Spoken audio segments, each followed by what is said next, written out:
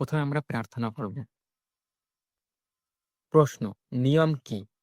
উত্তর, নিয়ম হলো এক। প্রশ্ন, আমরা এখানে কেন এসেছি? উত্তর, আমরা একত্বের নিয়ম সন্ধান করছি। প্রশ্ন, আমরা রাকে কেন খুঁজছি? উত্তর, রা একত্বের নিয়মের একজন বিনম্র বার্তাবাহক। তাই আমরা সবাই মিলে আমাদের সমগ্র গোষ্ঠীর চারপাশে এক অনন্ত স্রষ্টার প্রেম ও আলোর একটি সুরক্ষ বলয় তৈরি করি এবং যেকোনো নেতিবাচক চিন্তারূপ বা শক্তিকে এই পবিত্র ক্ষেত্র প্রবেশ করতে নিষেধ করি, কারণ আমরা সবাই এক। তাই আসুন আমরা আনন্দ করি এবং এই স্থানটিকে আমাদের উদ্দেশ্য অনুযায়ী পবিত্র ও শুদ্ধ করি। সেশন 2, 20 জানুয়ারি 1981। আমি রা। আমি তোমাদের অসীম স্রষ্টার প্রেম ও আলোর মধ্যে শুভেচ্ছা জানাই। আমি সেই মন, দেহ, আত্মা সমষ্টির সঙ্গে আছি, যিনি নিজেকে আমাদের যোগাযোগের মাধ্যম হিসেবে উপসর্গ করেছেন। আমি এখন তোমাদের সঙ্গে যোগাযোগ করছি। এই সময়, স্থান, পর্যায়ে তোমাদের মানসিক বিকৃতির প্রকাশ অনুযায়ী প্রশ্ন করাই উপযুক্ত পদ্ধতি। তোরা বলছেন এখন তোমাদের মানসিক অবস্থা অনুযায়ী প্রশ্ন করা ঠিক আছে। তাই আমি এই দলকে নিশ্চিত করতে চাই যে আমাদের সামাজিক স্মৃতি সমষ্টি একটি নির্দিষ্ট যোগাযোগের পদ্ধতি রয়েছে। তোরা বলছেন যে আমরা একটা সোশ্যাল মেমোরি কমপ্লেক্স, সামাজিক স্মৃতি সমষ্টি। তো আমাদের একটা যোগাযোগ করার পদ্ধতি আছে। আমরা কেবল সেই অল্প সংখ্যক সত্তাদের সঙ্গে এমনভাবে যোগাযোগ করি যারা নিজেদের বিকৃতিগুলো আমাদের বিকৃতিগুলোর সঙ্গে যথেষ্ট সামঞ্জস্যপূর্ণ সক্ষম। মানে বলছেন যে আমরা খুবই কম লোকের সঙ্গে যোগাযোগ করি যারা আমাদের বার্তাগুলো পরিবর্তন কম করে। আমাদের সেই পদ্ধতি হলো প্রশ্ন উত্তরের তথ্য প্রদান করা। এই ধরনের প্রশ্ন উত্তর পদ্ধতিতে আমরা স্বচ্ছন্দ বোধ করি। এখন তোমাদের প্রশ্ন শুরু করতে পারো। বলছে যে আমাদের উদ্দেশ্য হচ্ছে গিয়ে প্রশ্নের উত্তর দেওয়া, যাতে তথ্য তোমাদের দিতে পারি। এই পদ্ধতি অনেকটা সুবিধাজনক। প্রশ্নকারী, ডন: আমার ধারণা এমন যথেষ্ট সংখ্যক মানুষ আছেন যারা আমাদের কথাগুলো বুঝতে পারবেন এবং এগুলো জানার প্রতি আগ্রহী হবেন। তাই আমি ভাবছিলাম আমাদের যোগাযোগগুলোর উপর ভিত্তি করে একটা বই তৈরি করা যেতে পারে। আপনি কি এতে সম্মতি দেবেন? তো ডন বলছেন যে অনেকেই আছে যারা এর প্রতি আগ্রহী। তো আমি একটা বই করতে চাই। তো রায়ের কাছে তার অনুমতি চাচ্ছেন। আর যদি আপনি সম্মত হন, তাহলে আমার মনে হয় প্রথমে আপনার সম্পর্কে কিছুটা ঐতিহাসিক পরিচয় ও পটভূমি উপযুক্ত হবে জানা। তো ডন বলছেন যে তাহলে একটু ইতিহাস সম্পর্কে জানা যাক বইয়ের শুরু করার আগে। আমি রা। তোমরা যাকে যোগাযোগ বলো, সেই অর্থপূর্ণ যোগাযোগের সম্ভাবনা, অর্থাৎ একের কাছ থেকে একের কাছে এমন কিছু বিকৃতির মাধ্যমে বার্তা পৌঁছানো যার অর্থ প্রকাশের জন্য গ্রহণযোগ্য। এই কারণেই আমরা এই দলের সঙ্গে যোগাযোগ করছি। তো রা বলছেন যে আমরা একের কাছ থেকে একের নিয়ম একের কাছ থেকে একের কাছে একের নিয়ম বিকৃতি না ঘটিয়ে বার্তা পৌঁছানোর চেষ্টা করছি। এর জন্যই আমরা তোমাদের দলের সঙ্গে যোগাযোগ করছি। এই মন, দেহ, আত্মা সমষ্টির মাধ্যমে আমরা যা প্রকাশ করছি তা খুব অল্প সংখ্যক মানুষই বড় ধরনের বিকৃতি ছাড়াই সঠিকভাবে উপলব্ধ করতে পারবেন। তো রায়েরা ভাবছেন যে আ উম আমরা যেটা তোমাকে দিচ্ছি সেটা খুব কম লোকই হয়তো বুঝতে পারবে। তবু যদি আমাদের এই যোগাযোগে অন্যদের সঙ্গে ভাগ করে নেওয়া তোমাদের আন্তরিক ইচ্ছা হয়, তাহলে আমাদের উপলব্ধি অনুযায়ী এটি তোমাদের জন্য অত্যন্ত সহায়ক হবে। কারণ এর মাধ্যমে তোমাদের জীবনের অভিজ্ঞতার বিভিন্ন স্তরে তোমাদের নিজস্ব কম্পনের ধরন আরো সুসংহত, সুশৃঙ্খল এবং স্ফটিকের মতো স্বচ্ছ হয়ে উঠবে। এখানে বলছেন যে তোমরা যদি আরো কারোর সাহায্য নিতে চাও তাহলে ভালো হবে। আরো তোমাদের আ কাজটা ভালোভাবেই যদি একজন আলোকপ্রাপ্ত হয়, তবে কি সবাই কোনো না কোনোভাবে আলোকপ্রাপ্ত হয় না? তো এখানে বলছেন যে যে একজনের মধ্যে যদি আলো ঢোকে তাইলে সবার মধ্যেই আলো প্রবেশ করে। এই কারণেই তোমরা যতটুকু আমাদের কাছ থেকে জানতে বা শুনতে চাও, আমরা ততটুকুই বলতে প্রস্তুত। শেখা হলো একত্বের নিয়মের সবচেয়ে মৌলিক প্রকাশগুলোর মধ্যে একটি। তো এরা বলছেন যে, তোমরা যতটা জানতে চাও আমরা ততটাই তোমাদের বলতে চাই। তাতে কোনো সমস্যা নাই। কারণ শেখা আর শেখানো একই জিনিস। 2.2 ডন, আপনি কি আপনার ইতিহাস সম্পর্কে কিছুটা বলতে পারবেন? অর্থাৎ এই মায়াময় জগতে আপনার আগের সময়গুলোর কথা। আগে যেমন বলেছিলেন এই পৃথিবীতে আপনার অবতার বা জন্মগ্রহণের ঘটনা এবং এই পৃথিবীর প্রাচীন মানবজাতির সঙ্গে আপনাদের যোগাযোগ সম্পর্কে। তাহলে আমাদের এই বই লেখা শুরু করার জন্য একটি ভিত্তি পাওয়া যাবে। মানে জিজ্ঞেস করছেন যে আমরা একটু বইয়ের ভিত্তি মানে শুরুটা করব। তো যদি একটু ইতিহাসের আ পৃথিবীর ইতিহাস ও দেবতাদের ইতিহাস সম্পর্কে কিছুটা বলতেন। আমি রা। আমরা বুঝতে পারছি যে তোমাদের মন, দেহ এই শিক্ষা শেখার উপকরণটি তৈরি করার সঠিক উপায় নিয়ে চিন্তা করছে। মানে উনি বলছেন যে তোমরা সঠিক দিকে এগোচ্ছ শিক্ষা নেওয়ার জন্য। আমরা এটাও জানি যে তোমরা যাকে তোমাদের অবতার গ্রহণ বলো, সেই বিষয়টি তোমাদের কাছে আগ্রহের। মানে তোমরা যে অবতার বা দেবতা মনে করো সেটা তোমাদের একটু আকর্ষণ করে জানার ক্ষেত্রে। আমরা ইচ্ছাকৃতভাবে ২য় প্রশ্নর জন্য অপেক্ষা করছি যাতে তোমারা বোঝাতে পারি যে তোমাদের হিসাবে কয়েক হাজার বছর সময়কাল এমন এক ধরনের আগ্রহ সৃষ্টি করে যা প্রকৃতপক্ষে বিভ্রান্তিকর। মানে তোমরা যে পিছনের আ কয়েক হাজার বছরের ঘটনা জানতে চাও, সেটা একটু বিভ্রান্তিকর মানে তোমাদের ভুলিয়ে দেবে যে তোমরা যেটা শিখতে চাও বা আমরা তোমাকে যেটা শেখাতে চাই, সেখান থেকে একটু দূরে সরিয়ে দেবে। তাই এই তথ্য দেওয়ার সময়ে আমরা অনুরোধ করছি, আমাদের এই পৃথিবীর স্থান সময়ে ঘটে যাওয়া অভিজ্ঞতার উপর অতিরিক্ত গুরুত্ব দিও না। মানে এরা বলছেন যে তোমরা এতটা পিছনে গিয়ে দেখার চেষ্টা করো না, অতীত সম্পর্কে ততটা জানার চেষ্টা করো না। আ আমাদের দায়িত্ব হলো ইতিহাস শেখানো নয়, দর্শন শেখানো। মানে এরা বলছেন যে আমাদের দায়িত্ব হচ্ছে ইতিহাস শেখানো না। আমরা যেটা তোমাকে শেখাতে আসছি বা যেটা তোমাদের দিতে চাই, সেটাই শেখানোই হচ্ছে আমাদের উদ্দেশ্য। তবুও যদি এই তথ্যকে সঠিকভাবে মূল্যায়ন করা হয়, তবে এটি ক্ষতিকর নয়। তাই এখন আমরা তোমার অনুরোধ অনুযায়ী উত্তর দিচ্ছি। মানে বলছেন তাও তোমাদের যে প্রশ্ন ইতিহাস সম্পর্কে জানা, এটা জানাটা খুব একটা ক্ষতিকর না। তো আমরা তোমাদের উত্তর দিয়ে দিচ্ছি। আমরা সেই কনফেডারেশনের সদস্য যারা তোমাদের হিসাবে প্রায় ১১,০০০ বছর আগে এই পৃথিবীর ২টি সভ্যতার কাছে এসেছিলাম। মানে বলছেন যে আমরা ১১,০০০ বছর আগে তোমাদের ২টি সভ্যতার কাছে আমরা এসছিলাম। সেই সময় ওই সভ্যতা এক অসীম স্রষ্টার সৃষ্টির সঙ্গে গভীরভাবে সংযুক্ত ছিল। বলছেন যে ১১,০০০ বছর আগে আ ওই ওই যে ওই সভ্যতাটা তোমার স্রষ্টার গভীরভাবে সঙ্গে মানে ভালোভাবে যুক্ত ছিল তারা। আমরা সরলভাবে বিশ্বাস ছিলাম যে আমরা তাদের সঙ্গে সরাসরি যোগাযোগের মাধ্যমে শেখাতে এবং শিখতে পারব।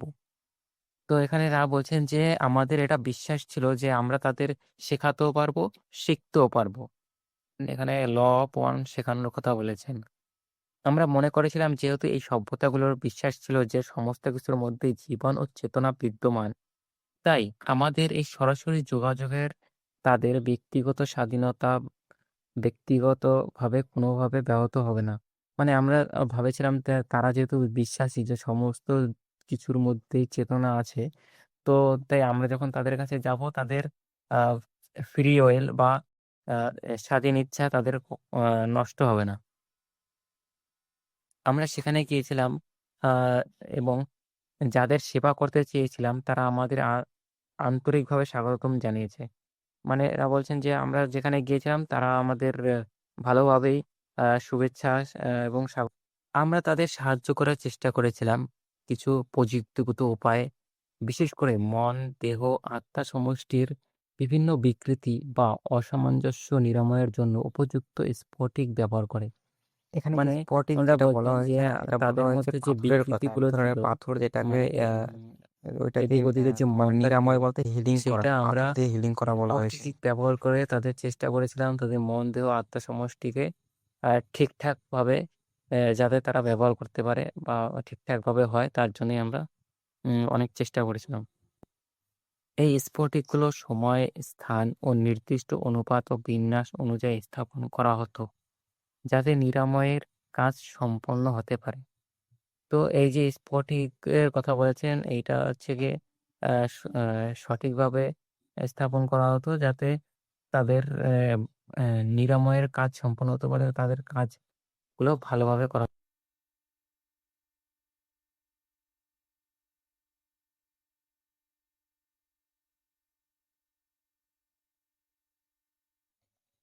এখানে নিরাময় মানে দিয়েছে রোগ বা অসুস্থতা থেকে পুরোপুরি মুক্তি পাওয়া, সুস্থ হয়ে ওঠা এবং কোনো সমস্যা দূরীকরণ।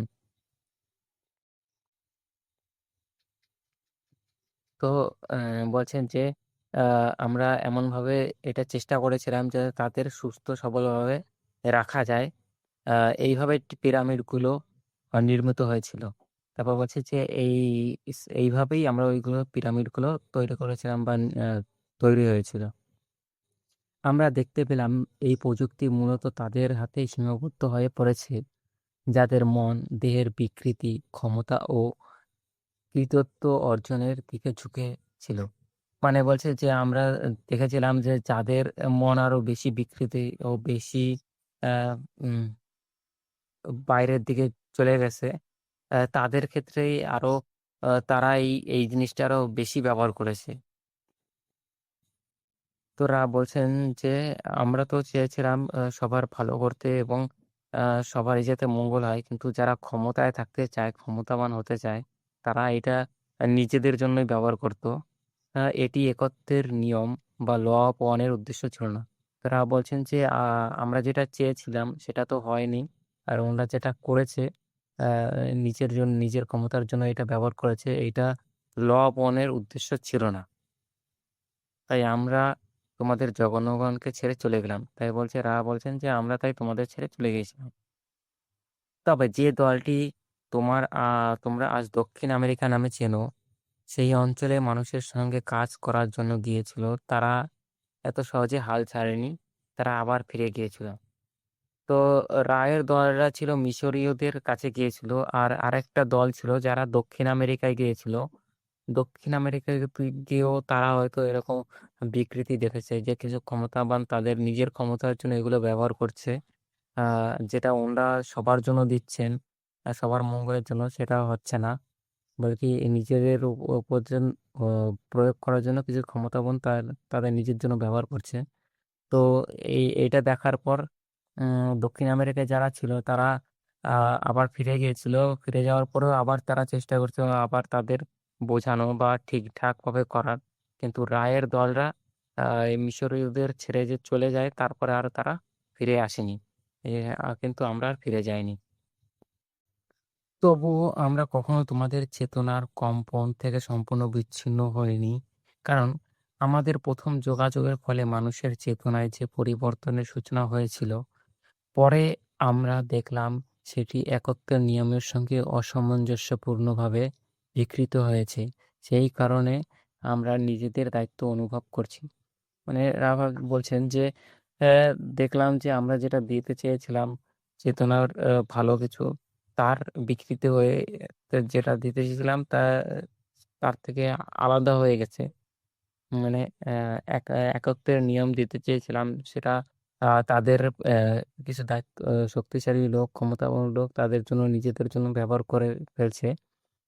তো তারপর আ ওনারা নিজেদের দায়িত্ব মানে রানীরা নিজেরা দায়িত্ব নিচ্ছে যে উম সেই কারণে আমরা নিজেদের দায়িত্ব ওনারা নিজেদের দায়িত্ব অনুভব করছেন। আমরা আবার সেই দেশের শাসকদের সঙ্গে যোগাযোগ চেষ্টা করলাম, যেখানে আমরা এসেছিলাম। যে দেশকে তোমরা মিশর বলো, আর কিছু অঞ্চলকে যাকে পবিত্র পটভূমি বলা হয়। মানে বলছেন যে আমরা সেই যোগাযোগ করার চেষ্টা করেছিলাম আবার তাদের সঙ্গে, অ্যা যেটাকে আমরা মিশর বলে চিনি। তোমাদের ইতিহাসে অষ্টাদশ রাজবংশ নামে পরিচিত সময়ে আমরা একজন ফারাওয়ের সঙ্গে যোগাযোগ করতে সক্ষম হই। মানে উনি বলছেন যে উনি এবার যায়নি। উনি এবার কোনোভাবে আ যোগাযোগ করতে পেরেছেন। ওই সময় অষ্টাদশ রাজবংশ ছিল সেই সময়। তোমাদের জগতের অভিজ্ঞতায় তিনি তখনও তুলনামূলকভাবে অল্প বয়সী ও অনভিজ্ঞ ছিলেন। এছাড়া এই মাধ্যম যাকে ওয়ান্ডারার বলে, তিনি তেমনই একজন ছিলেন। মানে এখানে বলছেন যে উনি এবার কাছে আসেননি। উনি যেখানে ছিলেন সেখান থেকেই কনট্যাক্ট করার চেষ্টা করেছেন, যোগাযোগ করার চেষ্টা করেছেন। আর এই যে ব্যক্তি ছিল সে খুবই অল্প বয়সী ছিল এবং আ মানে অল্প বয়সী ছিল এবং অভিজ্ঞতা তার ততটা ছিল না। যেখানে ডন এখানে ১২ বছরের অভিজ্ঞতা আছে কিভাবে কনট্যাক্ট করতে হয়। তো তার কোনো অভিজ্ঞতা তেমন ছিল না। আর আর তিনি ছিলেন এই ওয়ান্ডারার মানে যে ব্যক্তি যোগাযোগের চেষ্টা করে তাকে ওয়ান্ডারার বলা হয়। আ তিনি ছিলেন তেমন একজন। ফলে এই মন, দেহ, আত্মার সমষ্টি আমাদের যোগাযোগ গ্রহণ করতে সক্ষম হয়েছিল এবং নিজেদের উপলব্ধিকে আমাদের উপলব্ধির সঙ্গে সামঞ্জস্যপূর্ণভাবে একত্রিত করতে পেরেছিল। মানে এই ব্যক্তিটা যেটা ছিল আ সে আমাদের সঙ্গে মানে রায়দের সঙ্গে যোগাযোগ করতে সক্ষম হয়েছিল। এই তরুণ সত্তার এমন একটি নাম ছিল যার ধ্বনি একটি সমৃদ্ধ ও প্রাচুর্যের দেবতার সম্মানে রাখা হয়েছিল। যেমনটি সেই সময় মানুষ বিশ্বাস করত। যাকে আমরা সুবিধার জন্য এই মাধ্যম বলে উল্লেখ করছি, তার আগের নাম ছিল আমুন। মানে উনি বলছে যে এই যে ব্যক্তিটা ছিল এর আ খুব ভালো একটা নাম ছিল যেটা দেবতার সঙ্গে সম্মানে রাখা হয়েছিল। তো এই ব্যক্তির আগে যে নামটা ছিল সেটা ছিল আমুন। এই সত্তা সিদ্ধান্তে নিলেন যে বহু দেবতার মধ্যে একজন দেবতা সম্মানে রাখা এই নামটি তার নিজস্ব ধ্বনি পরিচয়ের জন্য আর উপযুক্ত নয়। এই সত্তা এন্টিটি সিদ্ধান্ত নিলেন মানে সত্তারা বা রায়ের দলরা সিদ্ধান্ত নিলেন বহু দেবতার মধ্যে একজন দেবতার সম্মানে রাখা এই নামটি তার নিজস্ব ধ্বনি পরিচয়ের জন্য আর উপযুক্ত নয়। মানে তারা সিদ্ধান্ত নিলেন যে দেবতার মধ্যে একজনের সম্মানে রাখা এই নাম তার জন্য আ উপযুক্ত নয়। তাই তিনি তার নাম পরিবর্তন করে এমন একজন ব্যক্তির নাম গ্রহণ করলেন, যা সূর্য চক্রের সম্মানে রাখা হয়েছিল। এই নতুন নামের ধ্বনি ছিল আতেন। মানে বলছেন যে তার নাম পরিবর্তন করা হয়। অ্যা তারপরে সূর্য চক্রের সম্মানে অ্যা তার নাম রাখা হয় আতেন। আমাদের এই উপলব্ধি অনুযায়ী এই আতেন ধারণাটি আমাদের বাস্তবতার সঙ্গে তুলনামূলকভাবে ঘনিষ্ঠ ছিল। কারণ এটি আমাদের মন, দেহ, আত্মা সমষ্টির প্রকৃতি সম্পর্কে আমাদের ধারণার সঙ্গে কিছুটা সামঞ্জস্যপূর্ণ ছিল। মানে বলছেন যে আ যে এই আতেন এটা আমাদের সঙ্গে একটু বাস্তবতার সঙ্গে কিছুটা মিল ছিল, আমাদের সঙ্গে কিছুটা মিল ছিল। অ্যা এবং উম এবং মন, দেহ, আত্মা সমষ্টির সঙ্গে কিছুটা সে সামঞ্জস্য মানে ঠিকঠাক ছিল। তবুও এটি আমরা যে শিক্ষা দিতে চেয়েছিলাম তার সঙ্গে পুরোপুরি একত্র ছিল না। মানে আমরা যেটা শেখাতে চেয়েছিলাম সেটা পুরোপুরিভাবে একরকম। এই সত্তা আঁকতেন দৃঢ়ভাবে বিশ্বাস করতে শুরু করেছিলেন যে একের কম্পনই প্রকৃত আধ্যাত্মিক সত্য। মানে আঁকতেন দৃঢ়ভাবে বিশ্বাস করতেন যে অ্যা এক সবকিছুই এক। এটা উনি অ্যা এইটাই যে সত্য এইটা উনি ভালোভাবে বিশ্বাস করতেন। এই বিশ্বাস থেকেই তিনি একত্বের নিয়ম ল অফ ওয়ান ঘোষণা করেছিলেন। মানে আঁকতেন যে ছিল উনি বিশ্বাস করতেন যে সবকিছুই এক। এই উনার বিশ্বাস থেকেই উনি ল অফ ওয়ানটা ঘোষণা করতেন। কিন্তু খুব কম সংখ্যক মানুষই তার এই বিশ্বাস গ্রহণ করতে পেরেছিল। তো বলছেন যে তাতেও খুব একটা লাভ হয়নি। কারণ খুব একটা লোক খুব বেশি একটা লোক এটা বিশ্বাস করতে পারেনি। খুব কম লোকই এটা বিশ্বাস করতে পারে। তার পুরোহিতরা কেবল মুখে সমর্থন প্রকাশ করত। কিন্তু সত্য অনুসন্ধানের আন্তরিক আধ্যাত্মিক আকাঙ্ক্ষা তাদের মধ্যে ছিল না।